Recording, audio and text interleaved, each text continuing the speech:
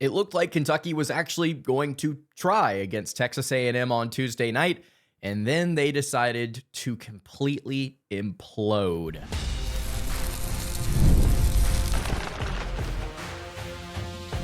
You are Locked On Kentucky, your daily podcast on the Kentucky Wildcats, part of the Locked On Podcast Network, your team every day. All right, what's going on, Big Blue Nation? Welcome on into Locked On Kentucky, your daily Kentucky Wildcats podcast. I'm your host, Lance Dawe, and on today's episode of Locked On Kentucky, we are going to be recapping Kentucky basketball's 96-85 loss to the Texas A&M Aggies, a game that I thought Kentucky would be competitive in, Kentucky would fight in, despite the Aggies clearly being the type of team that gives Kentucky issues, and they got up 30-18. And then Mark Pope happened, and then some really poor decisions from the players happened, and then you look up, and a 29-3 run has unfolded in front of us. We know what this team is now, and we'll talk about it today. Thank you guys so much for making Locked On Kentucky your first listen every single day. I want to remind everyone out there, we are free and available on all platforms here on the Locked On Podcast Network, the #1 sports podcast network. 96-85 is the final score. The Cats fall to 19-11, 10-7 in SEC play, but that's not the kicker. Where they currently sit in the SEC standings is another story. We will get to that later on in the show. It is all coming up against the Wildcats tonight. And honestly, in this game, I feel like Kentucky's biggest opponent was themselves. The mental errors, the turnovers, the bad shot selection, pulling themselves out of this game and being willing to play the style of basketball that Texas A&M clearly wanted to play. And the broadcast noted it, and they were right. Chaotic, up-tempo, all over the place, shooting threes, creating havoc. Bucky McMillan is a good coach.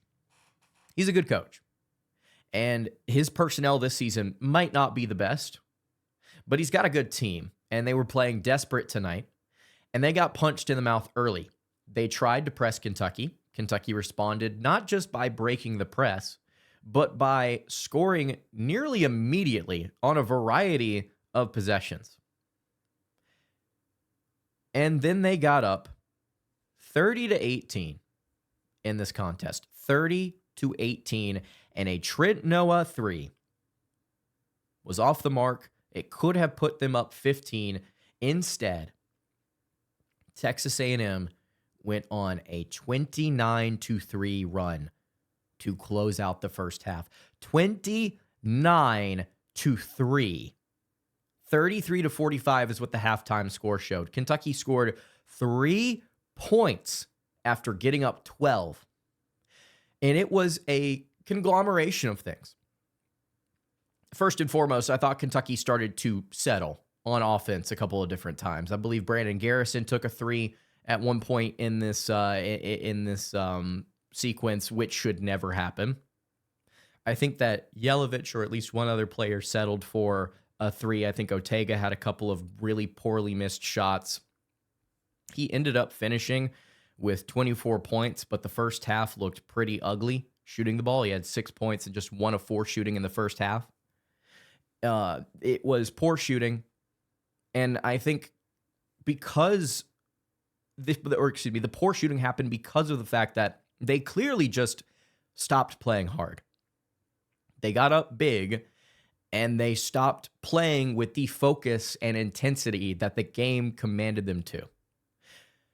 If I can sit here and tell you, as someone who has never coached Division I basketball, that I can watch Texas A&M, not even a lot, but I can watch them enough to know this isn't a team that goes away, and they play with energy, and they play with pace, and they press you on 41% of the time when you're trying to take the ball out of bounds.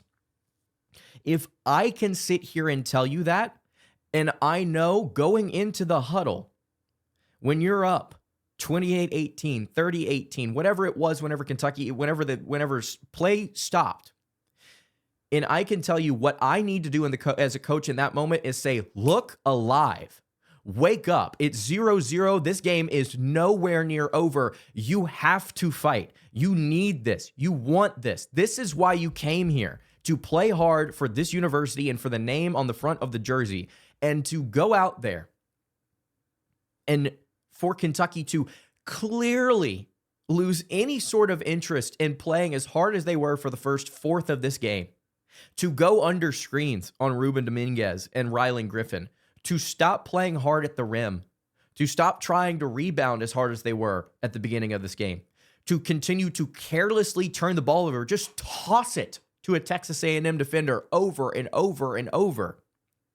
It was a conglomeration of poor shooting, turnovers, not giving a crap, and then also coaching. Mark Pope happened to sub out 4 starters to put the entire freaking bench in the game and watch this run unfold. I'm not going to sit here and tell you it's coaching malpractice. I'm not going to sit here and tell you that he should be fired, but it is stupid. And I understand Pope or a staffer or anybody listening to this says, well, you don't know what you're talking about. You're just some podcaster from wherever. It's like, well, who cares what you think? If the entire internet can tell you, hey, let's set what the numbers say aside for a second. You and I both know, we watch it with our own eyes, that when Brandon Garrison and Jasper Johnson and Trent Noah get into the game, bad things happen. We can all see it. Forget what the plus minus says after this game. Forget what the analytics say for a moment. You watch it with your own freaking eyes. You can see them playing poorly. You can see Brandon Garrison clearly. The moment he takes that 3, he gives up. He clearly is disinterested in playing hard for the rest of the game. And yet you want to sit here and tell me bull about how this team can't handle fatigue? Are you kidding me? What are we conditioning them for? A stroll in the park? This is Division I college basketball at the University of Kentucky. They should be able to handle 35 minutes a game. At this point in the season, they should be.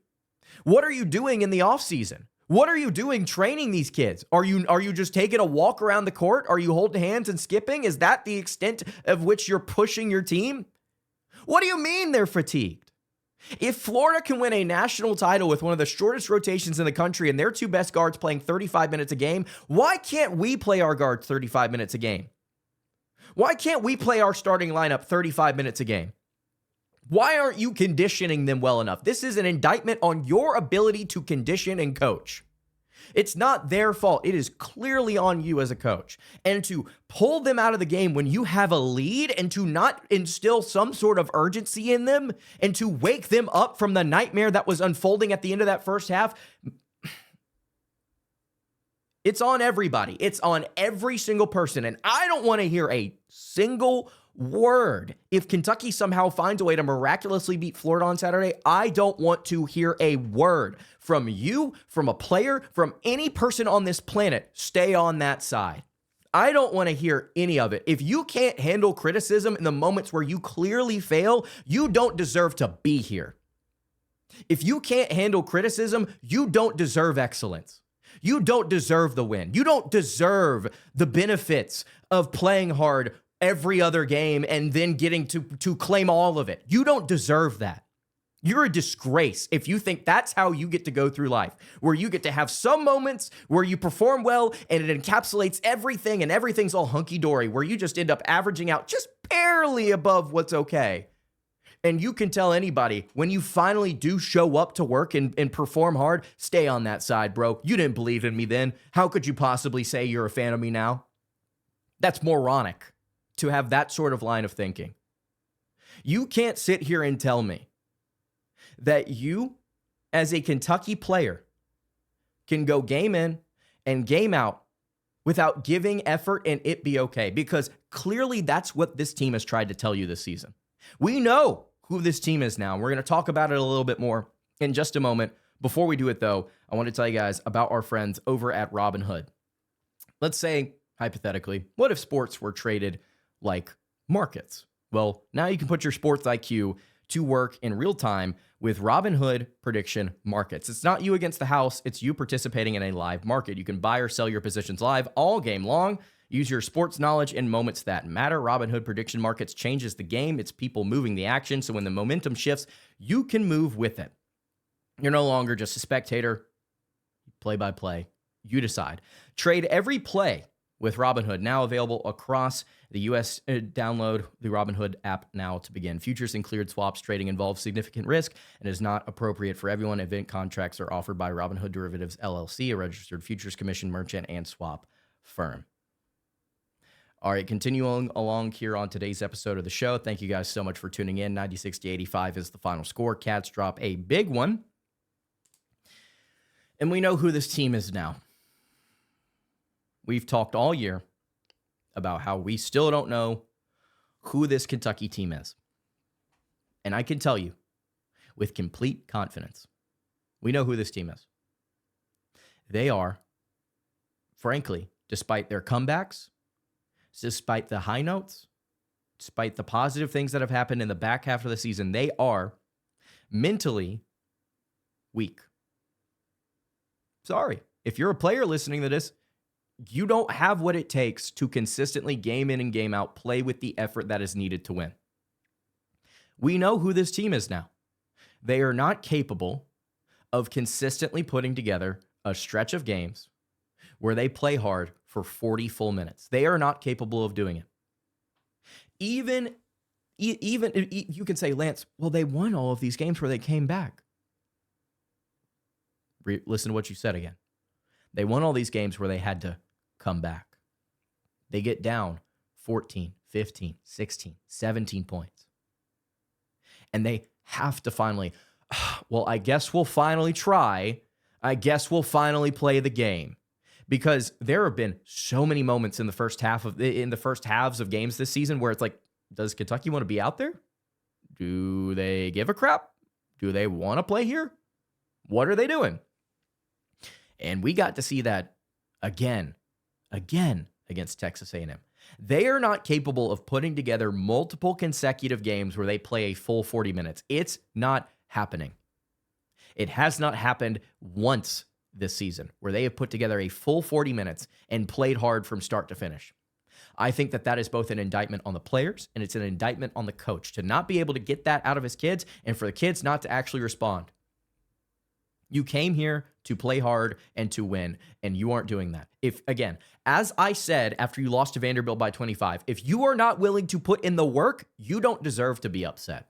Publicly front-facing, pouty upset because you don't care. You don't care enough. You clearly don't care enough to put together more than one game where you try hard. You don't care. And if you did, this wouldn't be the circumstance you're in. You wouldn't be 19-11. You wouldn't be facing all of this media backlash. You wouldn't be facing all of the criticism. You wouldn't be hearing from fans, well, they're riding the roller coaster again. Whoa, we don't know what to think of this team. And the only thing that's holding you back right now is effort. Yes, the rotation's short. Yes, Pope's going through it. Yes, he's doing dumb things. But truly, the effort is what lost Kentucky this game. You know why we know that the effort's the only thing that lost them this game? It's because they came back at the end of the game and they lost. 29-3 run. It's a 7-point game with a minute and a half remaining. What were you doing in the first half? Why did you stop playing? Why did you quit? But we know who you are now. We know what this team is. They don't care enough. And so I implore you, dear listener, do you want these players on your roster next season? Do you want them all back? Because clearly they are disinterested in consistently playing hard. They are not interested in the slightest in putting together 2 or 3 games in a row where they actually play hard for a full game. I guess we have to finally play, guys. Now that we've gotten down 17 to Tennessee, a team we match up very well against, I guess we'll play well now. Now that we've gotten down by 14 to LS freaking U, man, I guess we'll start playing well now. I don't know. I don't really want to. Touch money. Woo! What a pathetic excuse for a basketball team. I mean, I understand that there are some bright spots.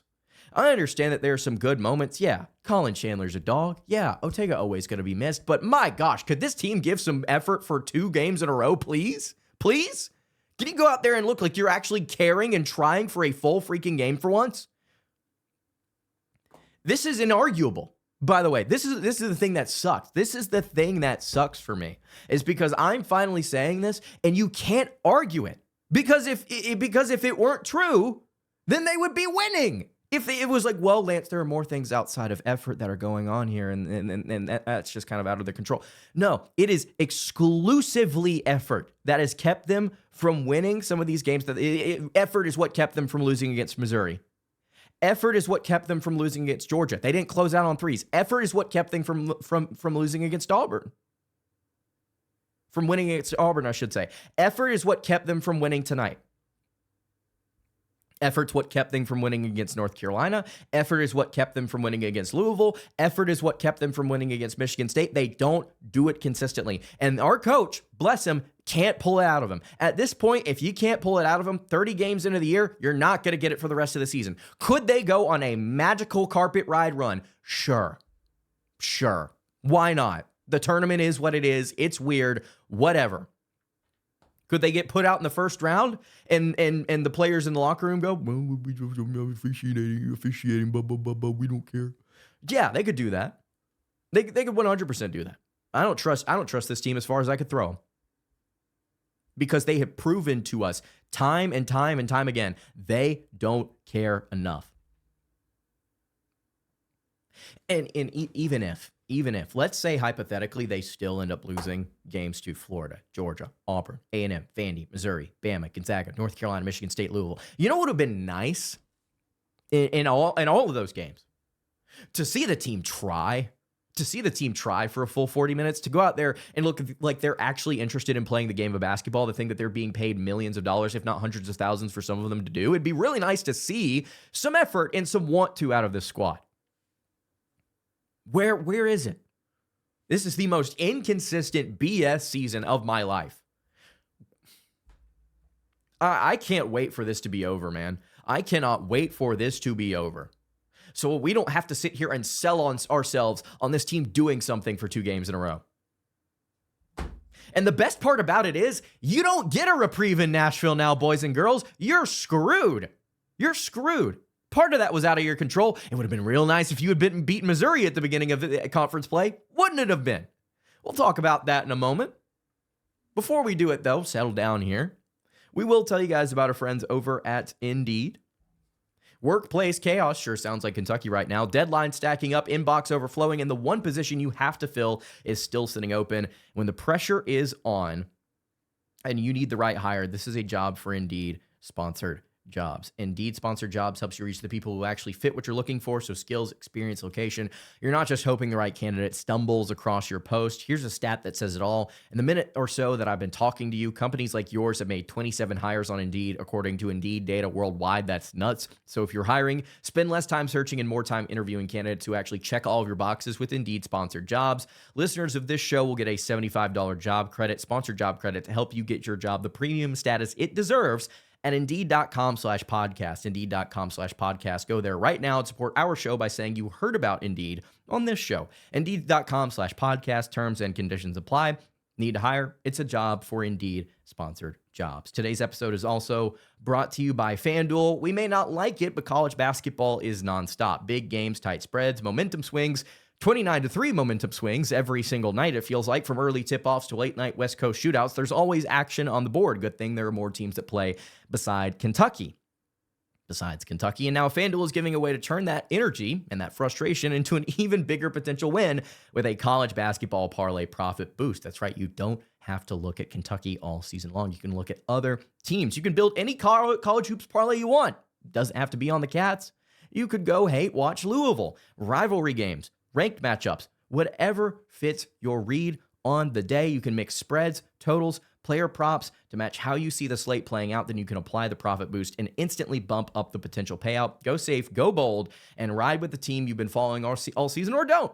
Maybe you want to bet for them, maybe you want to bet against them. It's your parlay, your style, and how now there's more upside behind it. Head to FanDuel.com to get started. That's FanDuel.com. FanDuel, play your game. 96-85 is the final score. Again, 19-11, 10-7 in SEC play. The beautiful thing, I teased it at the beginning of the show. The kicker that is here for the Kentucky Wildcats, just a beautiful thing here. The best program in all of college hoops, just 10-7 in SEC play. Don't you freaking love it, ladies and gentlemen? But guess what? You're not just 10-7. You're not just 10-7. You are tied at 10-7 with 3 other teams. You want to know who those teams are? Missouri. Oh, they beat you in Rupp. Okay, so they would be ahead of you in the SEC standings. Texas A&M, well, they just beat you too, so they'll be ahead of you. And then Vanderbilt, a team you split with. And I'm pretty sure the way that tiebreakers work there, you would also be behind the Commodores. Oh, but that's not it, dear viewer. That's not it, because if you lose to Florida on Saturday and Georgia beats Mississippi State, which if I'm a betting man, I would say they will by a significant margin, then Georgia is also 10-8 alongside the Wildcats. Wouldn't you know it? That puts you behind the Dogs too. So you would be behind Florida, Bama, Arkansas, Tennessee, Vandy, A&M, Missouri, Georgia. 1, 2, 3, 4, 5, 6, 7, 8. You'd be playing ninth as the 9th seed in the SEC tournament. We came into this game in College Station thinking Kentucky could get as high as the 3 seed. How foolish of us, truly. How foolish. And you may say, Lance, well, they may turn it around against Florida. I actually just got done having a conversation with Isaac Shade, host of Locked On College Basketball, and he said, is that even in the realm of possibility? Like, is that something Kentucky fans should look forward to? And I said, yeah, why not? Screw it. Why not? Yeah, they could go beat Florida. I've said that since we played the Gators in Gainesville a few weeks ago. Yeah, they could go win that game. Why not? We matched up pretty decently against them. I actually have less concerns against the Gators than I did coming into tonight, frankly, because I think A&M's a good team that stresses Kentucky in a specific type way. It's about matchups, less about momentum. Yeah, why not? Why not? You may say, Lance, what if they beat Florida? Who cares? Who cares? Until they go on a run in the SEC tournament or until they make the freaking Final Four or Elite Eight, I don't want to hear anything. I don't want to hear anything about this team's effort, their want to, anything combating what we've talked about tonight, because it is inarguable. They don't care enough. And if they did, we would see it. We would see it with our eyes. Forget what a computer model says for a second. We have the eye test. We can actually go and watch this team. We have seen them time and time again just completely fall flat on their face because they don't give a crap. They don't give a crap. And yes, they got, you know what it was? They got lucky to win 5 games in a row and 8 of 9. They got lucky. And the proof of that was in that one loss in that stretch to Vanderbilt, where they, from the jump, decided that they were disinterested in playing winning basketball. I'm going to come to you on Saturday, and let's say Kentucky wins.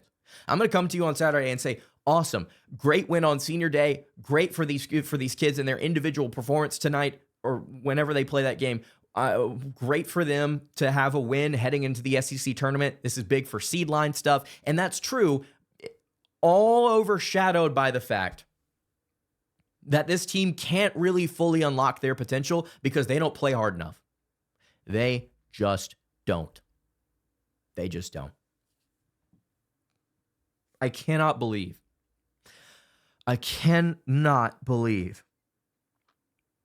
that we came into this year with Kentucky as a top 10 team and up to number 1 on KenPom. And we are sitting here with them 27th in the country and 19 and freaking 11. It's just an implosion unlike any other, just an embarrassment for this program. Mitch Barnhart out the door.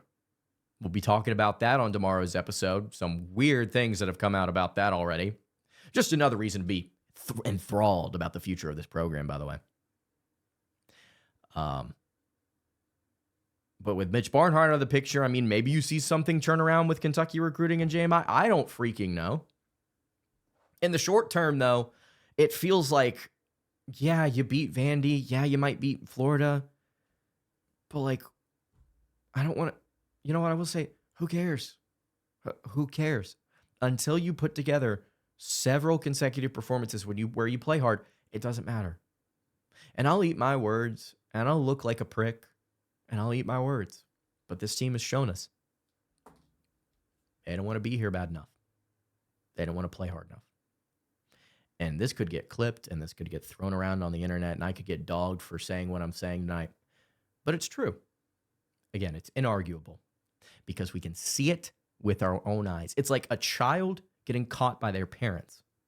If you wanted to push back on this, if someone wanted to push back on this and say, well, I wasn't doing that. I just watched you pull the cookie out of the jar. I just watched it unfold. I just watched you watch a rebound go as a 6'10". Brandon Garrison is freaking 6'10", 245 pounds. Grown man. Ball watch. Oh, there it goes. Why would I rebound? Why would I do that? Why would I have any sort of touch in the paint? Why wouldn't I throw the ball to a Texas A&M defender whenever we're getting pressured? Why would I ever, if I'm Mark Pope, call a timeout in that scenario? Why would we do that when we can just give it all away? The masochist in me just wants to watch us struggle and writhe in pain. I got to stop. We got Florida on Saturday. Let's see what happens. I'm very upset with the team right now because now we know. I'm here. We've got the data, Mark Pope. Your team doesn't try hard enough. That's going to do it for today's episode of the show. You can follow the show on Twitter at LockedOnUK. You can follow me on Twitter at Lance_, and you can follow the show over on Instagram. That is at Kentucky Podcast. Any questions, comments, concerns, leave those in the YouTube comments below. Hit me on the socials. I will see you all tomorrow for another episode of Locked On Kentucky. Hope you guys have a great rest of your day, and God bless. Seriously, get some rest because it's about to be a crazy couple of weeks.